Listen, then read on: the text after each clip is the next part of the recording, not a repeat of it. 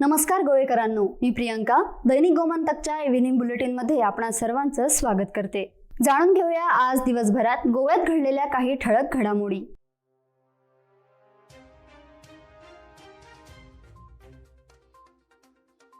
Porn मूव्हीजमुळे Mumbai तुरुंगाची हवा खाणाऱ्या राज कुंद्रा प्रकरणात गोव्यातील 3 मॉडेल्सचे नाव पुढे आले. मुंबई पोलीस येत्या आठवड्यात त्यांना समन्स पाठवण्याची तयारी करत असल्याचे मुंबईच्या एका वृत्तवाहिनीने सांगितले.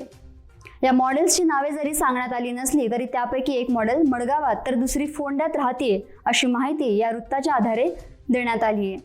तर तिसऱ्या मॉडेलचे वास्तव्य जरी माहीत नसले तरी ती परवरीमध्ये राहत असल्याचे वृत्त हाती आले. एका बाजूने परप्रांतीयांच्या बेकायदेशीर घरांना कायदेशीर मान्यता देण्यासाठी प्रमोद सावंत सरकार भूमिपुत्र अधिकारणी विधेयक आणत असतानाच त्यांचे उपमुख्यमंत्री बाबू कवळेकर आपल्या कारखाने आणि बाष्प कार्यालयात सरकारी नोकरीसाठी नाशिकच्या 2 उमेदवारांना पात्र ठरवित असल्याचा आरोप काँग्रेस प्रदेशाध्यक्ष गिरीश चोडणकर यांनी केलाय.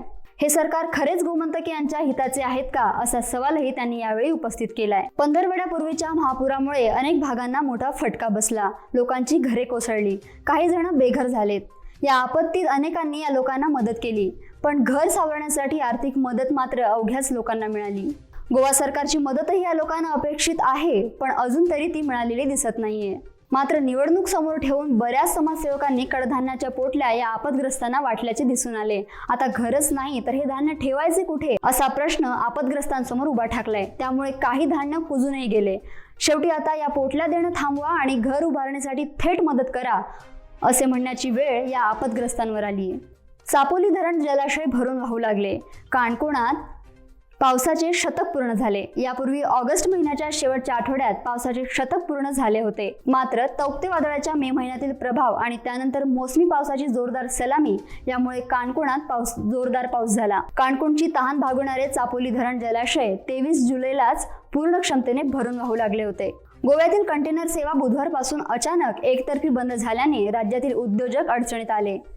त्यांची केंद्रीय बंदर विकास मंत्री श्रीपाद नाईक यांनी तातडीने दखल घेतली असून या कंटेनर सेवेसाठी मुरगाव बंदराचे सर्व शुल्क माफ करण्याचा निर्णय घेण्यात आलाय. सरकारने चर्चा चालू केलेली असतानाही मुरगाव बंदरात येणारे कंटेनर जहाज बंद करण्याचा निर्णय एकतर्फी आहे आणि त्या खासगी जहाज कंपनीच्या विरोधात सरकार कारवाई करणार आहे असे श्रीपाद नाईक यांनी गोमंतकशी बोलताना सांगितले. मुरगाव बंदराच्या अध्यक्षपदाचा ताबा सध्या मुंबई पोर्ट ट्रस्टचे अध्यक्ष IAS राजीव जलोटा यांच्याकडे असून त्यांना तातडीने गोव्यात बोलावण्यात आले. त्यांच्याशी चर्चा करून कंटेनर सेवेसाठीचे सर्व शुल्क माफ करण्याच्या सूचना देण्यात आल्या. राज्यात कोरोना बाधितांची संख्या गेल्या 3 महिन्यांनंतर 1000च्या आत आली आहे. त्यामुळे कोरोना संसर्गावर नियंत्रण ठेवण्यास गोवा सरकारला यश आल्याचे दिसते. रुग्ण बरे होण्याचे प्रमाणही दिवसेंदिवस वाढत असून ते 97.58% पोहोचले, तर पॉझिटिव्हिटीचे प्रमाणही 2.60% झाले. लसीकरणाच्या बाबतीतही लोकांमध्ये जागृती होताना दिसते. राज्यात सध्या सुमारे 20,000 गर्भवती महिला असून आतापर्यंत 300 गर्भवती महिलांना लसीकरणाचा पहिला डोस देण्यात आलाय. राज्यातील कोरोनाचे संकट अजून संपलेले नाही. त्यामुळे गोमंतकीयांना यंदाही गणेशोत्सव साध्या पद्धतीने साजरा करावा लागणार आहे. सार्वजनिक गणेशोत्सवासाठी केंद्र सरकारसोबत विचारविनिमय करून नवीन SOP लागू करण्यात येणार आहे अशी माहिती मुख्यमंत्री डॉक्टर प्रमोद सावंत यांनी दिली आहे. राज्यात पावसाचा जोर ओसरलाय. सोमवारपर्यंत श्रावण सरी बरसतील असा हवामान वेधशाळेचा अंदाज आहे.